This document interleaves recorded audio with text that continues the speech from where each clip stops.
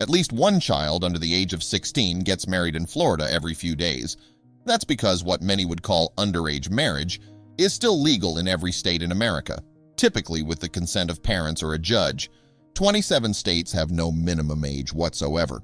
One woman who was forced to marry her own rapist at the age of 11 is fighting to change that.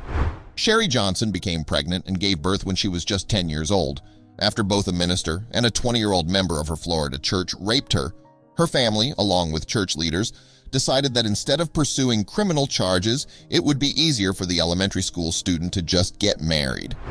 My mom asked me if I wanted to get married, and I said, "I don't know, what is marriage? How do I act like a wife?" Johnson told the New York Times. She said, "Well, I guess you're just going to get married." The marriage didn't last, though 2 in 3 involving child brides don't, but the psychological harm did. Johnson was taken out of elementary school to raise her child. She ended up having 9 children. It was a terrible life, she remembers. You can't get a job, you can't get a car, you can't get a license, you can't sign a lease, so why allow someone to marry when they're still so young?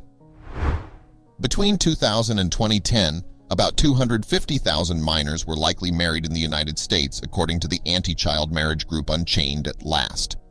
The states with the highest rates of underage marriages, most of which involve underage females, were Arkansas, Idaho, and Kentucky. Though the age differences between these couples would often suggest violations of statutory rape laws, marriage can make these sexual relationships legal. When Cassandra Levesque, a Girl Scout in New Hampshire, learned of the laws regarding child marriages, she began advocating for a bill that would raise the state's minimum age to 18. We're asking the legislature to repeal a law that's been on the books for over a century. That's been working without difficulty on the basis of a request from a minor doing a Girl Scout project, State Representative David Bates said about the girl who is apparently old enough to get married, but not old enough to speak to her government about it. The Republican-led House killed Cassandra's bill.